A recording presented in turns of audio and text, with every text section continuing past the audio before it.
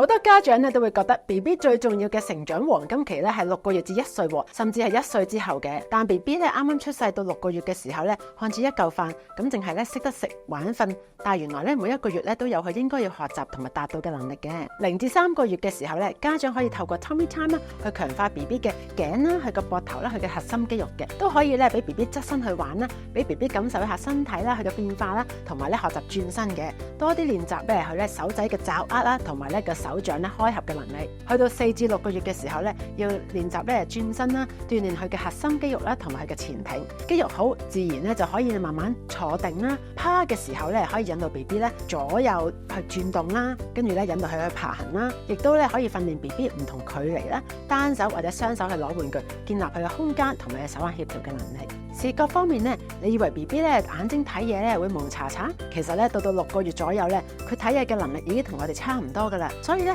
訓練視覺咧可以由1個月啦，俾黑白卡佢哋睇啦，到慢慢俾一啲咧線條分明嘅圖畫佢哋睇嘅，咁啊練習個視覺追蹤啦、眼球專注嘅能力。聽覺嘅話，家長可以揾唔同嘅聲音咧去訓練 BB 嘅聽覺、語言同埋社交能力咧。2個月開始咧 ，BB 咧開始會咁講嘢喎，所以家長咧可以多啲同 BB 咧去互動啦，同佢傾偈啦，引導佢咧發出聲音，學習溝通，建立親子嘅關係。